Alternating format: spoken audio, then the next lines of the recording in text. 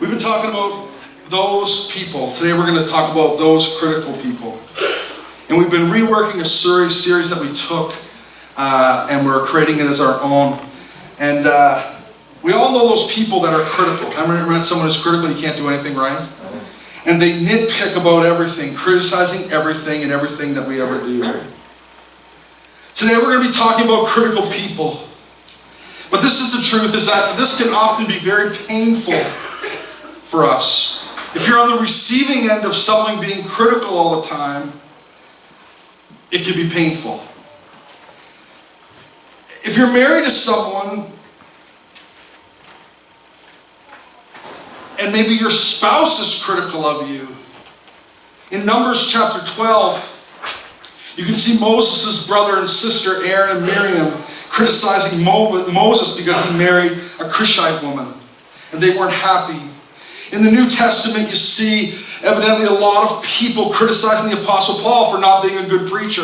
Apostle Paul wrote 13 books of the New Testament, and all through the New Testament they're telling Paul that he wasn't a good preacher.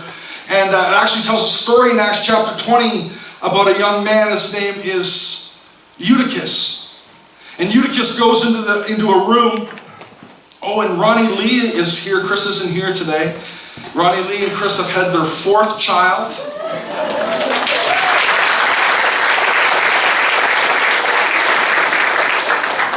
Landon, Troy. And we're so happy for you guys. They're expecting again in November. Acts chapter 20 tells a story about Eutychus, and Eutychus goes up in the room, and he's a couple stories up, and he sits on the back window and he's listening to Paul preach. And it says in the Bible that Paul talked on and on, and Eutychus was so bored that he fell backwards out the window and died. He was literally bored to death. I mean, even Jesus, the perfect Savior of the world, was criticized because he ate with sinners. The truth is, many of us can be criticized. As a pastor, I don't know what it is, but people love to criticize pastors. They like to criticize what I wear, that I should have a short beard, not a long beard. Or if I have a short beard, I should have a long beard. If I have a long beard, I should have a short beard. People criticize my family. Recently, someone said anything I do in the community, I just do it for attention. A few days later, someone said you should do more stuff in the community. People say, Troy, you should have a nicer car. Your car's like 6 years old. And then if I get a new car, people say, I can't believe you drive such a new car. You should dress up more. I had to go to a ceremony on Monday night, and I had to borrow a tie. But then if I dress up, people say you should dress more relaxed so people feel more comfortable. People say, oh, you wore that shirt last week. Sermon was a bit long today. And on the same day, someone will say, I could have listened to you talk all day. Pastor Troy, it's too hot in here. Pastor Troy, it's too cold in here. Also on the same day. That happened today. It's almost like in life sometimes you can't win. Some of you are trapped in marriages where it's just someone wants to nitpick at you all the time. They don't like the way you chew your food, don't like the way you talk, don't like the way you act when company is over, don't like the way you load the dishwasher. Here's a hint. Keep loading it terribly, and eventually they'll just get sick of doing it after you. I mean, someone told me that they do that, not me, other people. You don't do anything around the house, you just sit there with the remote or with your phone. But the truth is, sometimes Christians can be the most critical. Christians criticize the craziest things. They'll say to people, I can't believe you used that version of the Bible. I can't believe you got married so young. If you had faith, by now you'd be married. And we've heard it all. Everyone's heard this. Oh, you go to that church? Oftentimes people call our church a cult. And I always,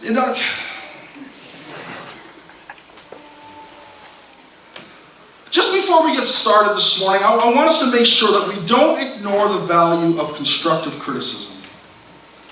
Sometime if someone comes to you, maybe there's something really that could help. So just because someone criticizes you doesn't mean that it's bad. You need to be able to weigh out what is good, what is bad. Proverbs 15:31-32 says this: if you listen to constructive criticism, you will be at home among the wise. We need to listen to the wise that give us constructive criticism. If you reject that type of criticism, it says you will harm yourself. One of the most valuable things we can do as a parent, as a Christian, as a leader, as a pastor, as a friend, is to listen to people who give us constructive criticism. How good are you at taking constructive criticism? Criticism that's said in truth and love, how good are you at that? There's someone who lives in my house. We don't have a lot of time, let's move on. But it's so important. When your spouse offers you constructive criticism, maybe you just need to take it in and just think about it and figure it out.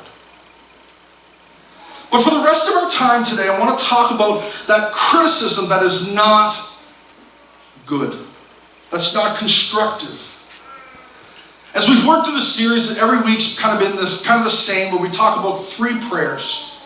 So here's the 3 prayers for today. Number 1, God help me know when to respond to criticism.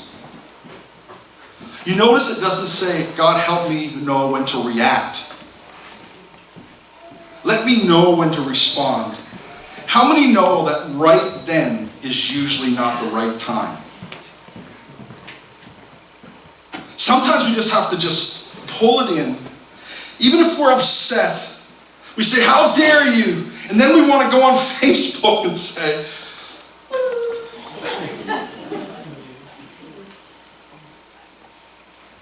Gideon did this with a group called the Ephraimites. He gives them this criticism. They give him criticism. It's in Judges chapter 8, 1-2. The Ephraimites were going to watch as they criticize Gideon. You can go read it. And Gideon asks, why have you treated us like this? They asked, why have you treated us like this? And Gideon, they were upset because things he was doing. And it says this, it says they criticized him sharply. They were all up in what he was doing. And they were saying, why? And they were criticizing him. And then he answered. And this is just, but he answered them and he didn't get angry and offensive. He just explained himself. This is why we're doing this, and this is why this is why that. And he answered the unjust criticism. And when the men of Ephraim heard his answer, the Bible says they were no longer angry.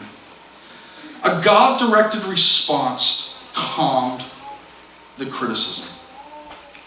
When I went to have the conversation with Pat, I had waited a long time, and some people would say, maybe I waited too long. But I knew that God would present the right time.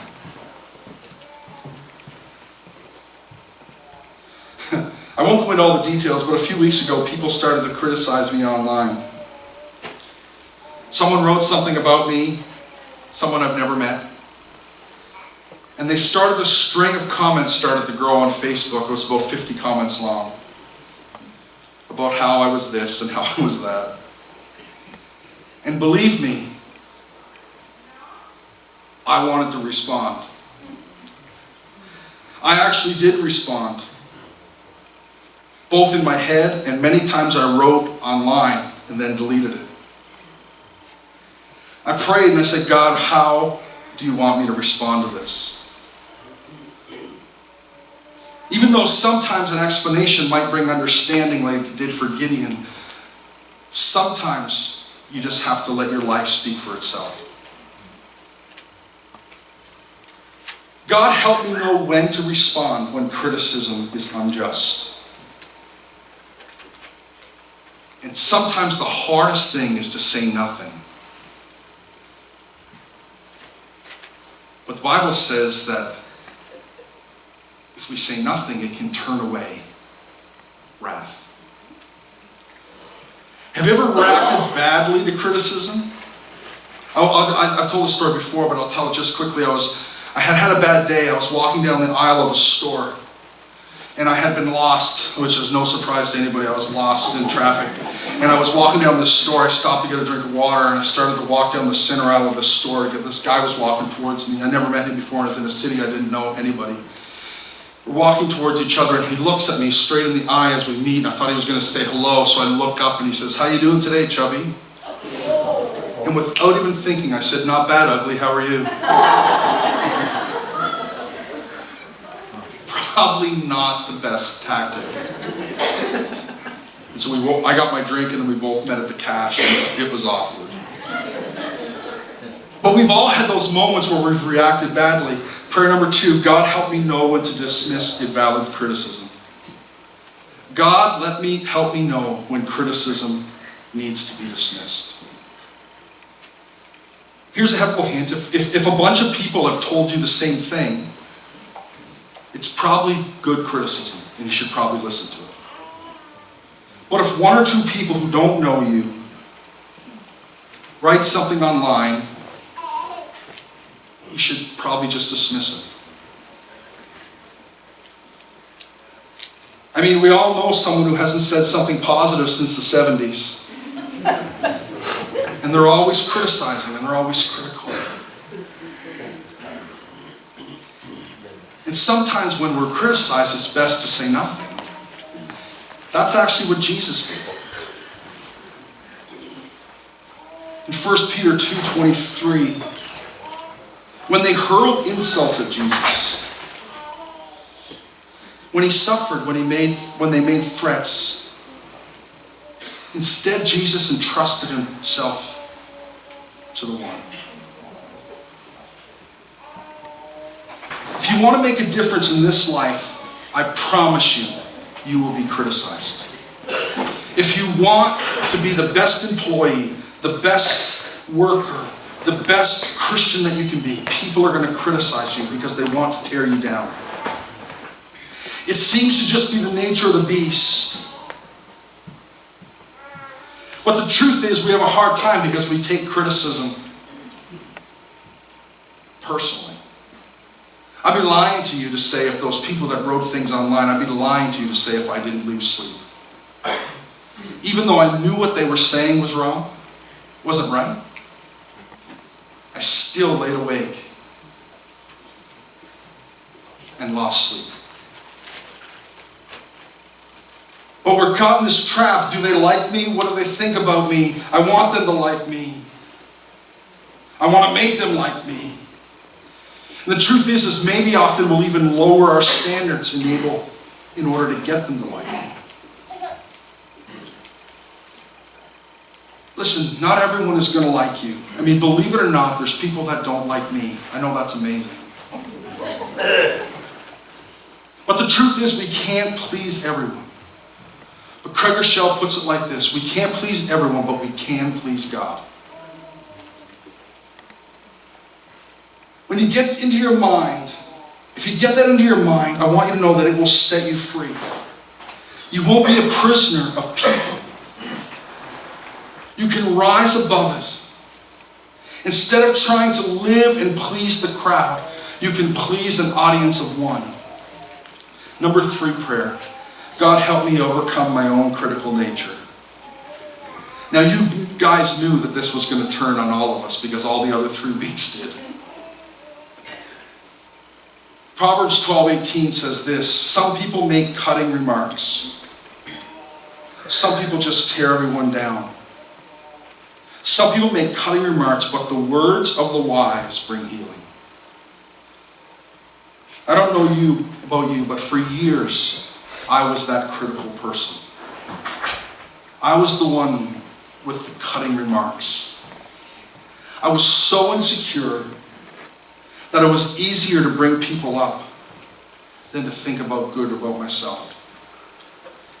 It was easier to find a weakness in somebody else than to deal with my own weakness. If I'm really honest, this is still one of my greatest weaknesses today. Being critical. I know when I'm overtired because I get really critical. And the way I get critical is I'm driving down the road, someone on the street does something that I don't like, and I'll start making up nicknames for that person. I mean, they're not swear word nicknames, but they're just nicknames. I'll just find something about them. I know that I've worked too much because I get critical. I know that I need a break because I get critical. It's subtle at first, but it's like a fire. And then it just spreads. And it spreads into every area of my life if I'm not careful. See, the truth is we all have a choice. We can have cutting remarks, or our words can bring healing. But the truth is, most of our critical thoughts and words, we save the very best ones for ourselves. Not for others. We save them for us. When we're alone, we're the hardest on ourselves. Why is that? I have a theory, and my theory is because we live lives of comparison. And we compare ourselves to everybody else. And social media is one of the things that does this the most. I've had people say to me, if I see one more happy picture of a family on Facebook, I'm going to slap someone. Because you're comparing your family behind the scenes with one moment of perfection. And you think they're the same. If I see one more picture of a perfectly clean house that looks like Pinterest threw up in it, I mean, nobody posts their house when it's a mess. We compare our private lives to people's public lives. And then we have this critical voice in our head. Over the last numerous weeks, we've been working our way through this series and just asked the group to come, and we're just going to take communion together. But the first week we talked about needy people. The prayer was, God, help me give people what they truly need, not what they want. God, help me to stay out of your way, not continually rescuing people from their consequences. God, help me remember that I am in need and you are the answer. The next week we talked about manipulating people. God, help me to recognize when someone is manipulating me. Number 2, God, empower me, give me courage and the resolve to put healthy boundaries in place. God, help me see my own need for control and surrender everything to you. Last week was hypocritical people. God, help me to confront with the goal of restoration, not just to try to be right. God, help me to confront with caution. Please help me not to become prideful. And then God, help me to see when I'm a hypocrite. Today, critical people. God, help me know when to respond to criticism.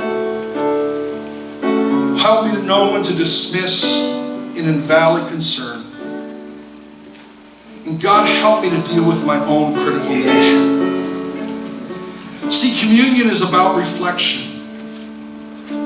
It's about reflecting on us. Because we're all those people. And we all need a Savior. One of the most amazing lines from when in the Bible where Jesus is in the Last Supper and he's having communion with his disciples. And he says, It says, on the night he was betrayed. On the night he was betrayed.